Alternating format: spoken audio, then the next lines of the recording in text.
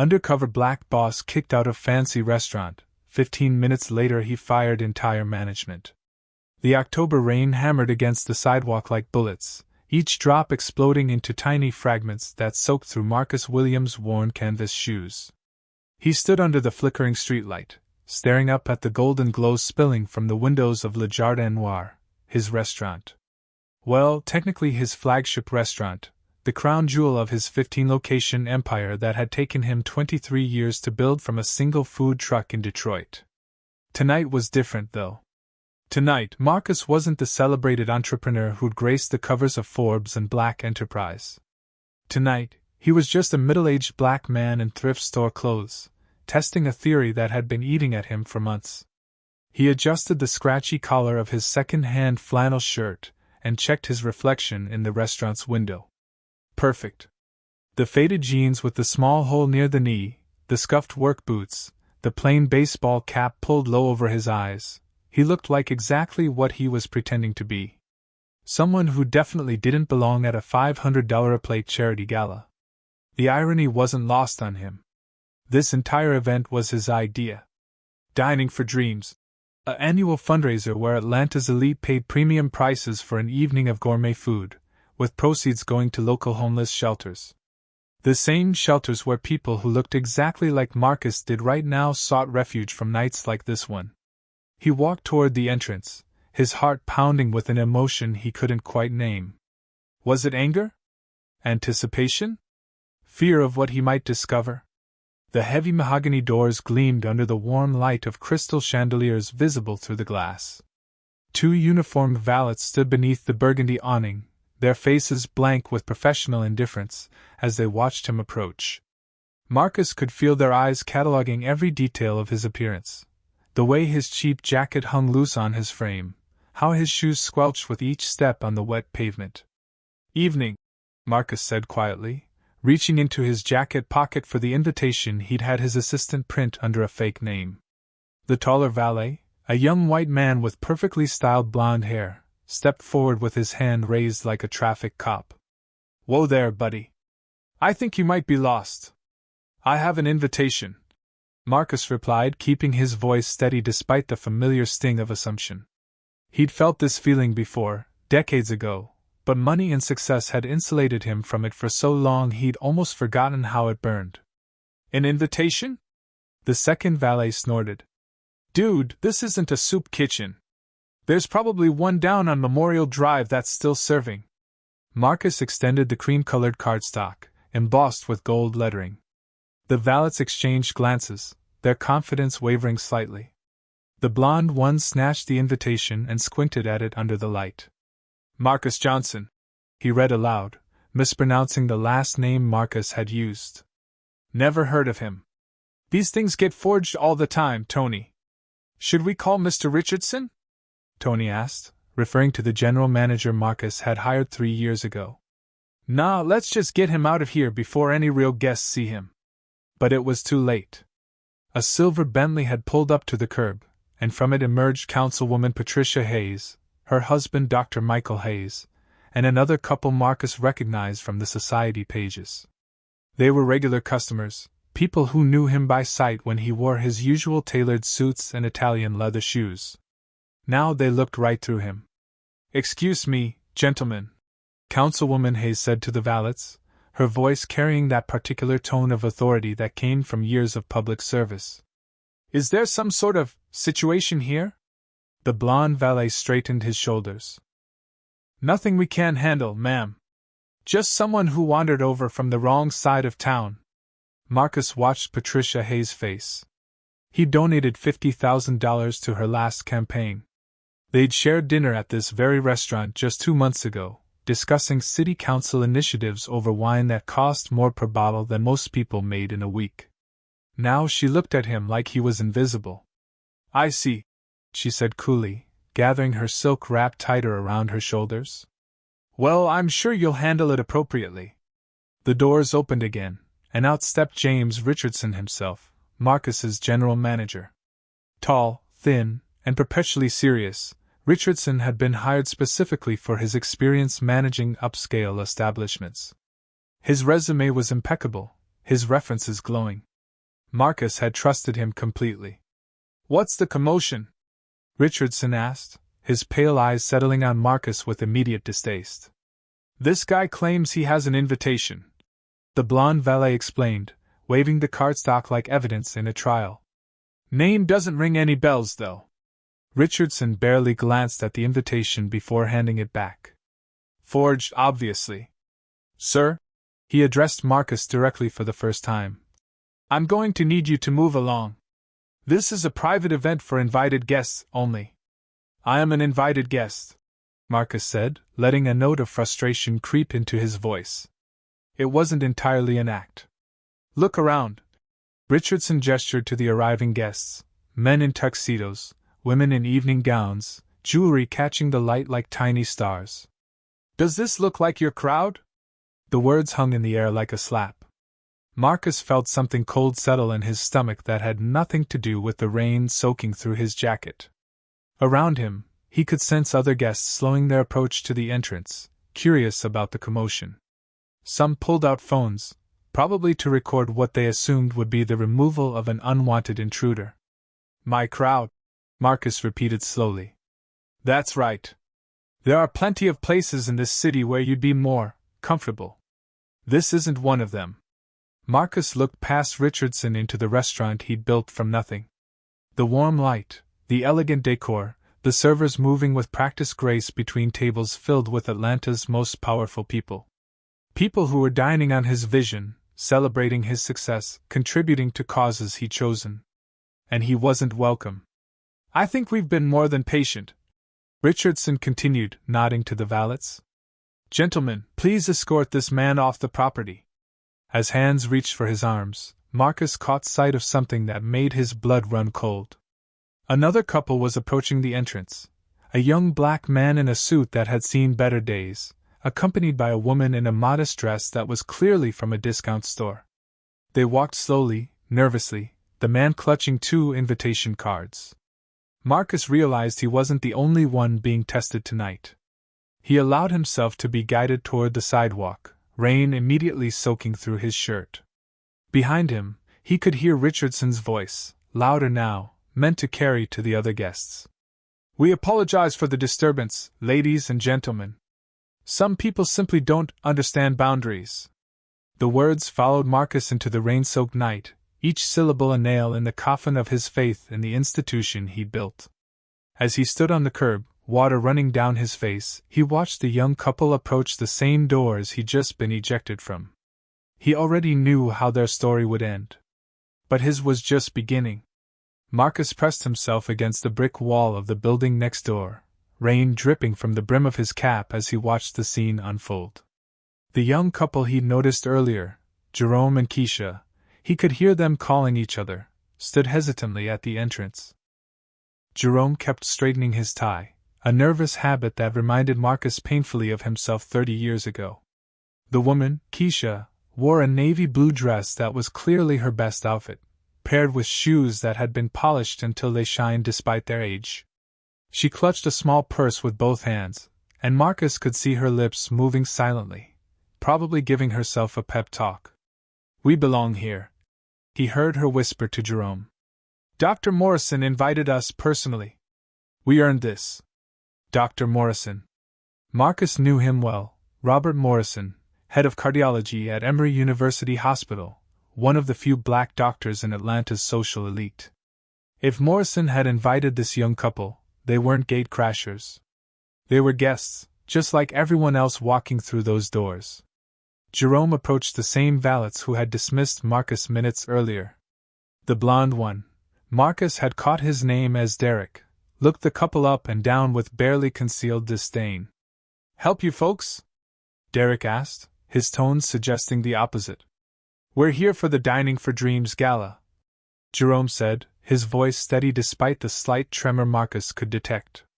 "I'm Jerome Washington, and this is my fiancée, Keisha Johnson." Marcus's breath caught. Johnson. The same fake last name he'd used on his invitation. What were the odds? Tony, the second valet, stepped forward. "You got invitations?"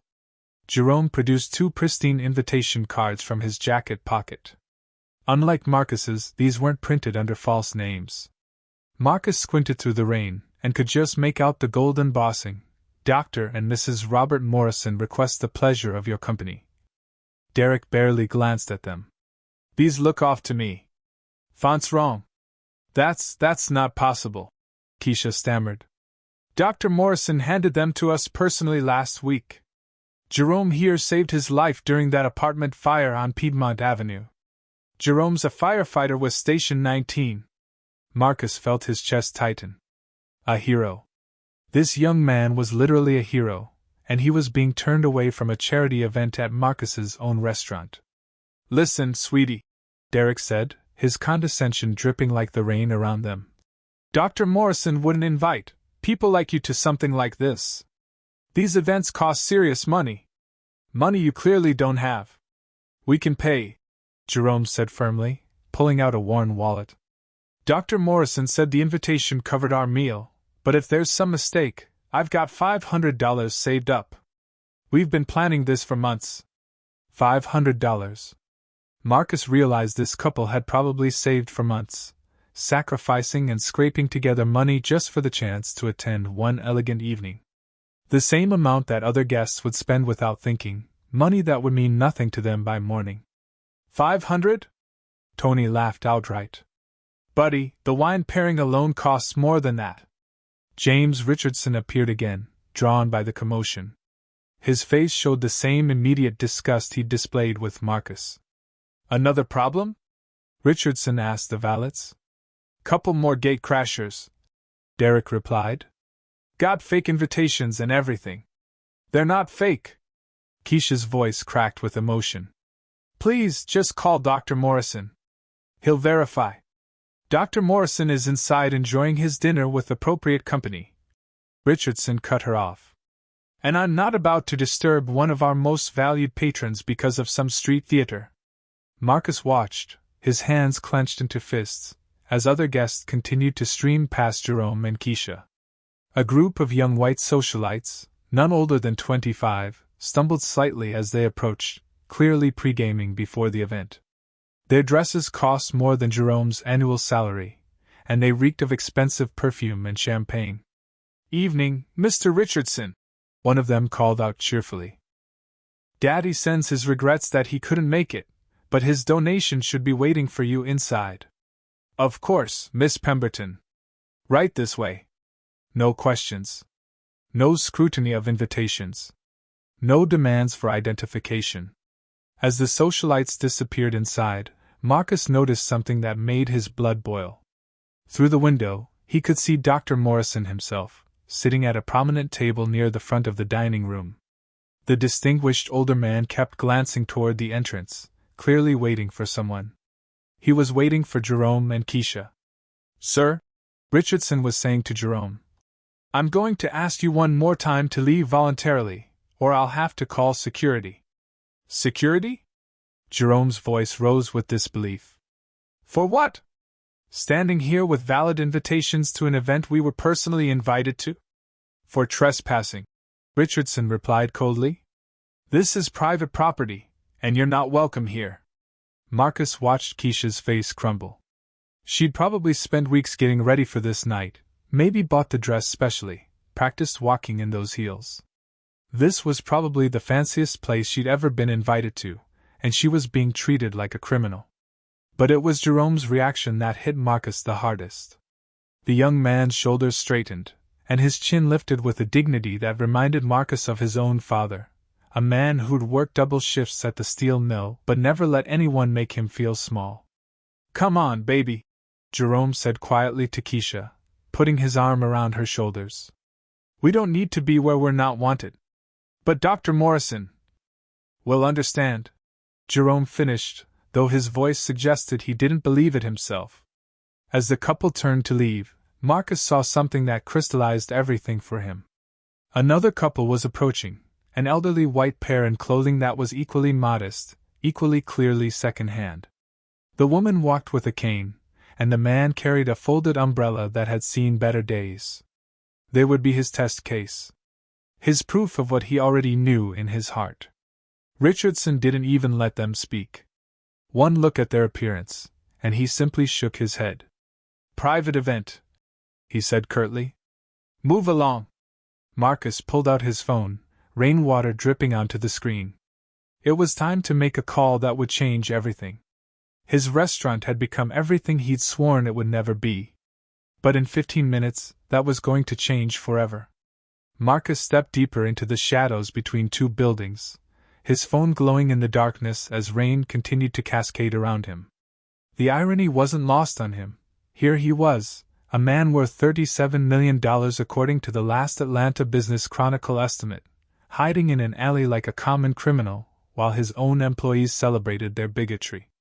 He scrolled through his contacts, stopping at a name that made him smile despite everything: Sandra Chin, the miracle worker. His personal assistant of 8 years, Sandra had earned her nickname by making impossible things happen with terrifying efficiency. If anyone could orchestrate what he had in mind, it was her. The phone barely rang once. "Marcus?" Sandra's voice was sharp with concern. "Are you okay? You sound different." "I'm fine, but I need you to listen carefully." "Are you still at the office?" "Of course. I was just finishing the quarterly donor reports for the foundation." "Why? Aren't you supposed to be at your own gala right now?" Marcus wiped rain from his eyes, watching as another couple, this time wealthy and white, sailed through the entrance without so much as a glance from Richardson. "Change of plans? I need you to make some calls." "How quickly can you reach board members Chin, Rodriguez, and Williams?" There was a pause. Sandra Chin shared no relation to board member Victoria Chin, despite the same surname, a coincidence that had led to some amusing mix-ups over the years. "They're all supposed to be arriving at the gala within the next 20 minutes. Marcus, what's going on? Cancel their original arrival plans. I need them to come together, and I need them to bring friends. Specifically, I need Victoria to bring Mayor Davidson. I know they're close. I need Rodriguez to bring Channel 5's news director, his golf buddy. And I need James Williams to bring whoever he can from the Atlanta Constitution. That's a very specific guest list. And some of these people don't exactly travel light. Marcus, you're scaring me." Through the rain, Marcus could see Dr. Morrison inside the restaurant, now standing and clearly agitated. The distinguished cardiologist was checking his watch repeatedly and speaking animatedly to a server, probably asking about his missing guests. "Sandra, in 23 years of building this company, have I ever led you astray?" "No, but..." "Then trust me now. Call them. Tell them I need them here in exactly 15 minutes, no earlier, no later. Tell them to use the main entrance, make it visible, and bring cameras if possible. Tell them it's about the future of the Marcus Williams Foundation." Marcus could hear Sandra's fingers flying over her keyboard. She was already making it happen, even as she questioned him. "Okay, but Marcus, this is going to create a media circus. Mayor Davidson doesn't go anywhere without a security detail, and if Channel 5 is involved, every other station in the city will know about it within the hour." "Good. Good? Marcus, what happened in there?" Marcus closed his eyes, feeling the weight of 23 years of building something he believed in, only to discover it had become a monument to the very prejudices he'd spent his life fighting. "I found out who I really hired to run my restaurant." The silence on the other end stretched long enough that Marcus wondered if the call had dropped. Finally, Sandra spoke, her voice tight with understanding. "They didn't recognize you. Worse. They recognized exactly what they thought I was. Son of a bitch."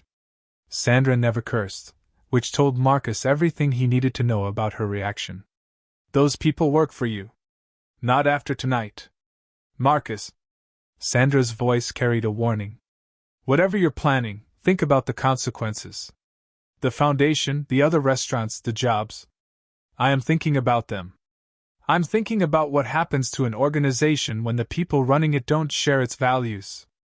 I'm thinking about the young firefighter and his fiancée who got turned away from a charity event tonight, and the elderly couple who didn't even get to speak before they were dismissed. I'm thinking about how Dr. Morrison is sitting in there wondering where his guests are. Marcus could hear multiple phone lines ringing in the background as Sandra worked her magic. "Victoria's en route with the mayor and 2 councilmen," Sandra reported. "Rodriguez has Channel 5 and says Channel 2 got wind of it somehow. James Williams is bringing the Constitution's publisher and their lead photographer." "And the timing?" 15 minutes as requested. "Marcus, whatever happened to you tonight, I'm sorry." Marcus felt something loosen in his chest. Sandra understood. After 8 years of working together, she knew him well enough to recognize that this wasn't about ego or revenge. This was about principle. "One more thing," Marcus said, watching as another luxury car pulled up and disgorged its perfectly dressed occupants. "Call the Morrison residence.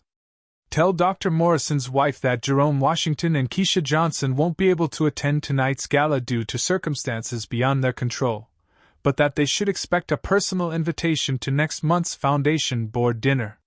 "The board dinner?" "Marcus, that's only for major donors and they're about to become major donors. Trust me." Marcus ended the call and slipped the phone back into his jacket pocket. 15 minutes. In 15 minutes, everything would change. Richardson would learn exactly who he'd just humiliated. The valets would understand precisely whose business they'd just turned away. And Atlanta's social elite would get a front-row seat to a lesson about the cost of prejudice. But first, Marcus had to decide something important: exactly how public he wanted this humiliation to be. Looking at the glowing windows of his restaurant, seeing the people inside celebrating while people like Jerome and Keisha walked away in the rain, Marcus realized he'd already made that choice. As public as possible. Marcus checked his watch, 8:47 p.m. Exactly 15 minutes since Sandra had ended their call. Right on schedule, he could see the first set of headlights cutting through the rain-soaked night like spotlights announcing a premiere. But these weren't just any headlights. These belonged to a convoy of vehicles that would make Atlanta's power brokers take notice. The lead car was Mayor Davidson's official black SUV, its city seal gleaming under the streetlights. Behind it, a sleek silver Mercedes that Marcus recognized as belonging to board member Victoria Chin, followed by Rodriguez's distinctive white Tesla, and finally James Williams' vintage Jaguar, the man's one weakness in an otherwise practical life. But what made Marcus smile was the white van bringing up the rear, with Channel 5 News emblazoned on its side in bold red letters. Derek and Tony, the 2 valets who had dismissed him so casually, suddenly straightened their postures. A mayoral visit wasn't part of their evening plans. Through the restaurant's windows, Marcus could see heads turning as diners noticed the unusual arrival. The first person to emerge from the convoy was Sandra Chin herself, stepping out of Victoria's Mercedes despite the rain. She spotted Marcus immediately in the shadows and gave him the slightest nod. Everything was in place. Her efficiency never ceased to amaze him. Mayor Davidson emerged next, flanked by 2 security officers who immediately began surveying the area.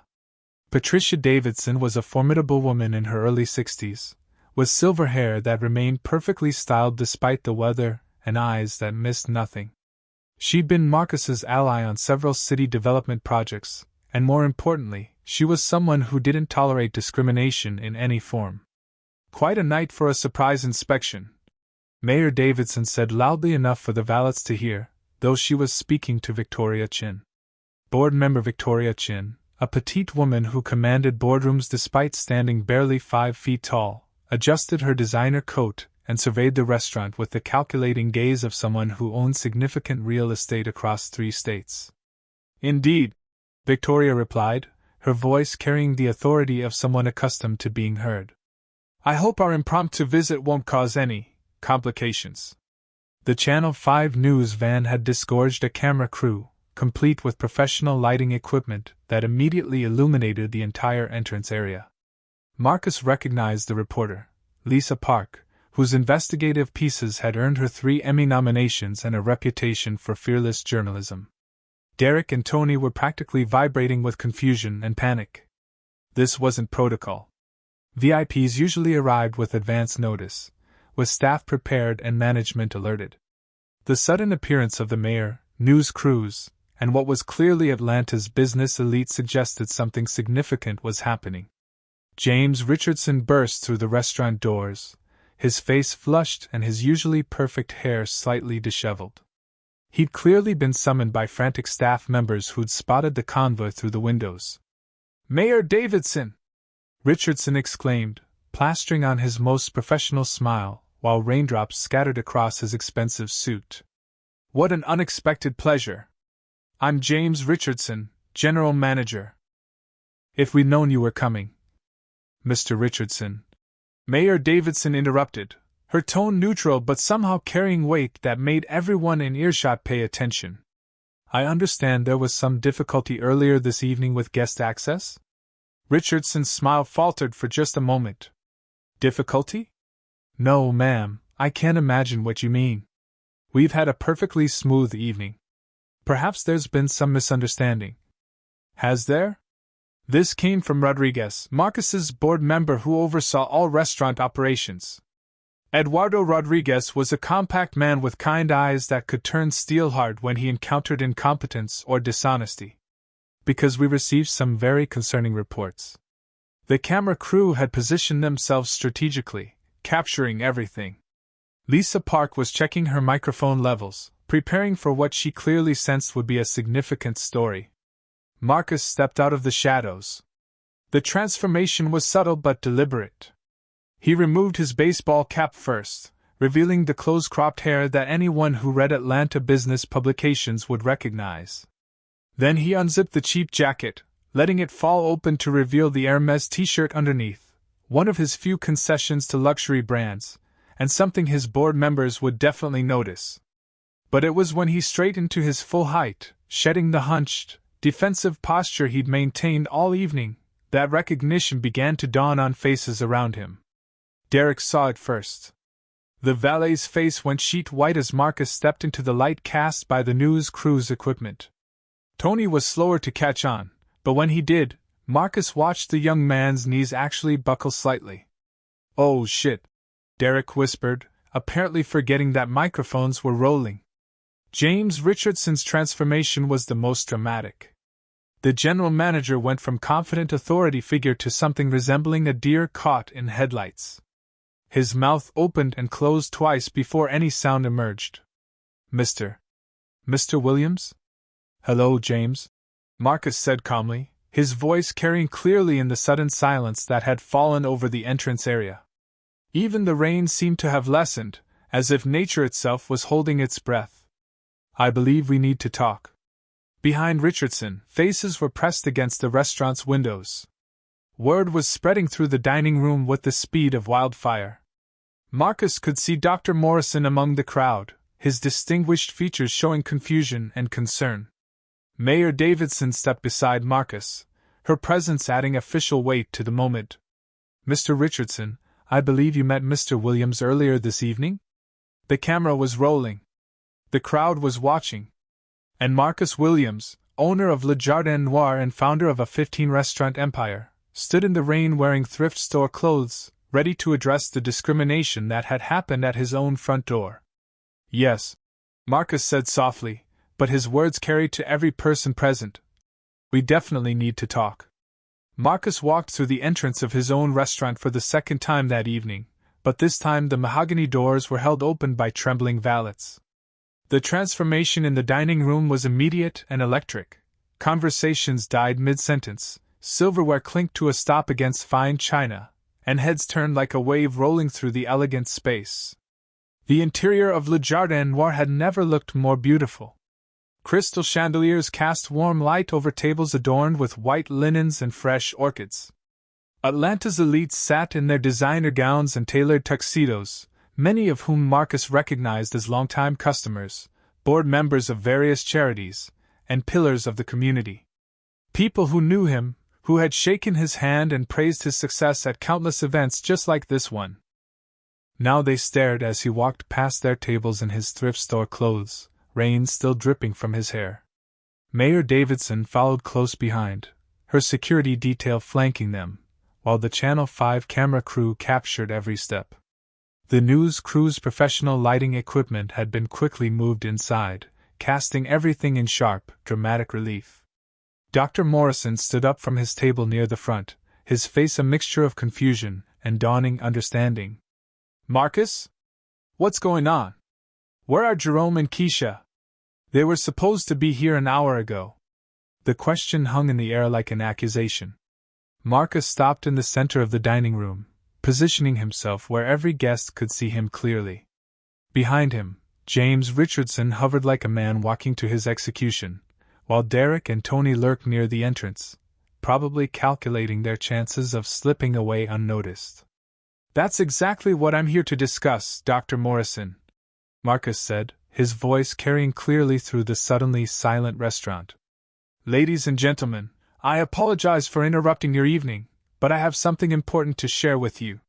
He gestured to his appearance, the worn jeans, the second-hand flannel, the scuffed work boots that had carried him through this night's revelations.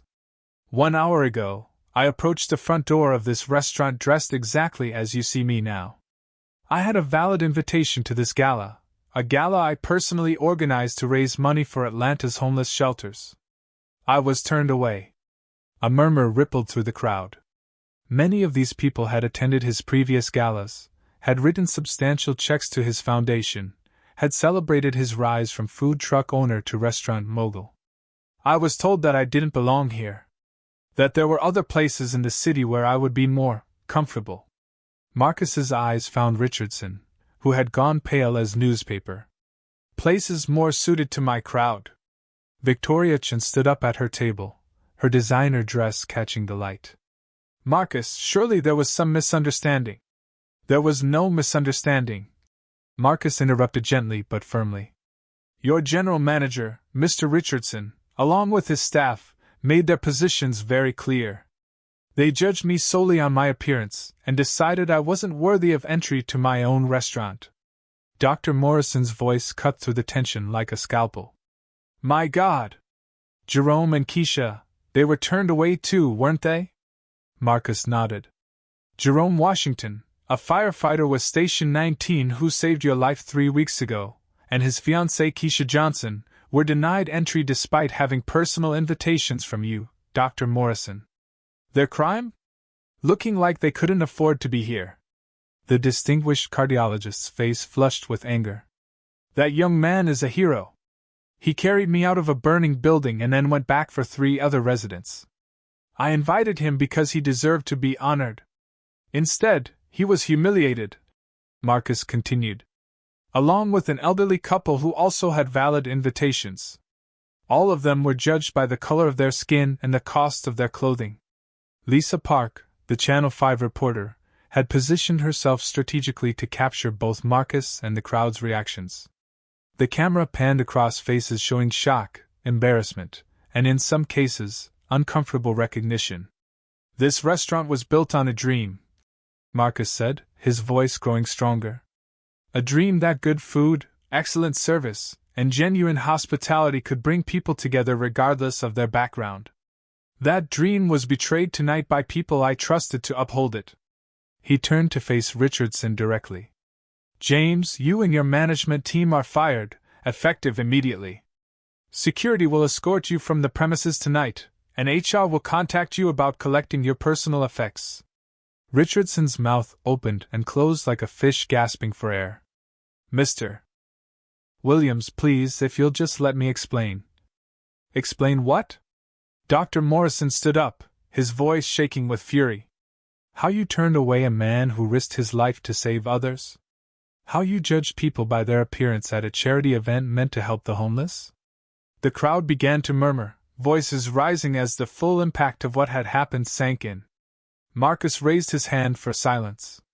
"To Derek and Tony," he said, looking toward the entrance where the 2 valets stood frozen, "you're also terminated. Tonight showed me that the culture of discrimination in this establishment goes beyond management, it's systemic." Councilwoman Patricia Hayes stood up slowly. Marcus watched her face, remembering how she looked right through him on the sidewalk. Her expression showed something that might have been shame. "Mr. Williams," she said carefully, I was here when you were turned away. I didn't recognize you." "I know," Marcus replied without malice. "And that's exactly the problem. You saw a black man in simple clothes and assumed he didn't belong. We all did that tonight. The question is, what are we going to do about it? The silence stretched for a long moment before someone began to clap. Then another person joined in, and another, until the entire dining room erupted in applause, not for the firing, but for the courage to confront an ugly truth. Marcus looked out at the crowd of Atlanta's most powerful people, all of them now forced to examine their own assumptions and prejudices. The revolution had begun. The applause gradually faded, leaving behind an expectant silence that seemed to pulse with possibility. Marcus stood at the center of his restaurant, no longer the rejected man in thrift store clothes, but not quite the polished entrepreneur either. He was something new, someone who had been transformed by his own test. Dr. Morrison, Marcus said, turning to the distinguished cardiologist, do you have Jerome and Keisha's contact information? Of course. Dr. Morrison was already reaching for his phone. They're probably at home by now, wondering what they did wrong. They did nothing wrong, Marcus said firmly. Sandra? He looked toward his assistant, who stepped forward with her tablet ready. I want Jerome Washington and Keisha Johnson to receive lifetime complimentary access to every gala, every charity event, and every special occasion we host across all 15 restaurants. Furthermore, I want them invited to next month's Foundation Board dinner as my personal guests. Dr. Morrison's eyes widened. Marcus, the board dinner is typically reserved for major donors. Jerome Washington donated more than money when he saved your life. Marcus interrupted. He donated his courage, his compassion, and his willingness to risk everything for a stranger. That's exactly the kind of person who should be at our table. The crowd murmured approval, but Marcus wasn't finished. He pulled out his phone and dialed a number while the entire restaurant watched. The phone rang 3 times before a tired voice answered. Hello? Is this Jerome Washington? Yeah, who's this? Marcus switched the phone to speaker so everyone could hear. This is Marcus Williams, the owner of Le Jardin Noir. I believe you and your fiancé were turned away from my restaurant tonight. There was a long pause. Look, man, we don't want any trouble. We just went home. It's fine. It's not fine, Marcus said, his voice carrying across the silent dining room. Jerome, you saved Dr. Morrison's life 3 weeks ago. You're a hero, and you were treated shamefully at my establishment. I'm calling to personally apologize and to invite you and Keisha back. I don't know. Jerome's voice was cautious. We already ate at home. Maybe another time. Jerome. Dr. Morrison called out. It's Bob Morrison. Please come back. Both of you. This needs to be made right. Another pause, then a woman's voice in the background, Keisha. Marcus could hear them talking quietly, though he couldn't make out the words. Okay, Jerome said finally. We'll be there in 20 minutes. As Marcus ended the call, he noticed movement near the kitchen doors. A young woman in server attire had been watching the entire scene unfold. Maria Santos, one of his longtime employees, someone who had worked her way up from busser to senior server over 5 years. Marcus had noticed her before, how she remembered regular customers' preferences, how she treated everyone with equal respect regardless of how much they spent. Maria, Marcus called out, and the young Latina woman stepped forward nervously. Yes, Mr. Williams? You've been working here for 5 years. In all that time, have I ever received a single complaint about your service? Maria shook her head. No, sir. Have you ever treated any guest differently based on how they looked or what they wore? Never, sir. My grandmother always said that everyone deserves dignity. Marcus nodded. Congratulations, Maria. You're our new interim general manager, effective immediately. The dining room erupted in applause again, but this time it was different, warmer, more genuine. Maria's eyes filled with tears as she realized what had just happened. Several servers emerged from the kitchen, surrounding their colleague with congratulations and support. Maria, Marcus continued, your first job is to hire and train staff who share your grandmother's wisdom. Can you handle that? Yes, sir, Maria said, her voice stronger now. I won't let you down. 20 minutes later, as Marcus had returned to his position near the center of the dining room, the mahogany doors opened again. Jerome entered first, still in his modest suit but walking with dignity restored. Keisha followed, having changed into a different dress, this one clearly her very best, probably saved for the most special occasions. The entire restaurant rose as one, applauding as Dr. Morrison personally escorted the couple to a prime table that had been quickly prepared with the restaurant's finest linens and centerpiece.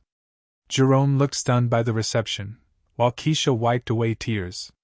Mayor Davidson stood and raised her wine glass. To Jerome Washington, a true hero, and to Keisha Johnson. Welcome to where you've always belonged. The toast echoed through the room as glasses lifted in genuine celebration. As the evening wound down, Marcus found himself standing once again at the entrance of his restaurant. The rain had stopped, and the city lights reflected off wet pavement like scattered stars. Sandra Chin approached with his dry-cleaned suit jacket. She'd apparently had it delivered during the evening's events. Ready to change back? She asked. Marcus looked down at his thrift store clothes, then back at the warm scene inside his restaurant. Jerome and Keisha were laughing at their table, surrounded by new friends from Atlanta's elite. Maria was confidently directing the serving staff, already settling into her new role. The evening had been saved, but more importantly, something fundamental had been restored. You know what, Sandra? I think I'll keep these clothes on a little longer. They taught me something important tonight. What's that? Marcus smiled, remembering his grandmother's words from decades ago, words he'd somehow forgotten in his climb to success. Charity begins with how you treat people at the door. Every door, every time, no exceptions. The lesson had cost him a management team, but it had given him back his soul. And that, Marcus realized, was a trade worth making.